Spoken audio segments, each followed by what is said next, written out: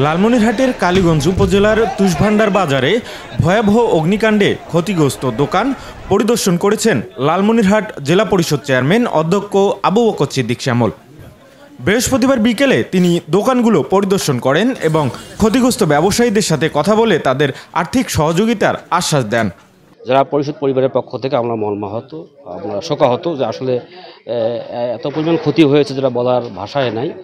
আমাদের জেলা পরিষদ পক্ষ থেকে আমরা সর্বাত্মক চেষ্টা করব এদের পাশে দাঁড়ার জন্য, আর ক্ষতিগ্রস্তের পাশে অবশ্যই আমরা আর্থিকভাবে সহযোগিতা করবো ইনশাল্লাহ। এ সময় তার সাথে তুষভান্ডার ইউনিয়ন পরিষদ চেয়ারম্যান নূর ইসলাম ও জেলা পরিষদ সদস্য মোজাম্মেল হক উপস্থিত ছিলেন। হাতিবান্ধা শাহ গরিবুল্লাহ স্কুলের পিছনে ৩০০ মিটার পূর্বে পাকা সড়কের সাথে নিরিবিলি পরিবেশে প্লট আকারে জমি বিক্রয় চলছে। আগ্রহীরা স্ক্রিনে দেয়া নাম্বারে যোগাযোগ করুন। উল্লেখ্য, বৃহস্পতিবার দুপুরে ভয়াবহ অগ্নিকাণ্ডে ওই বাজারের অন্তত 25টি দোকান পুড়ে যায়। এল নিউজ অনলাইন, লালমনিরহাট।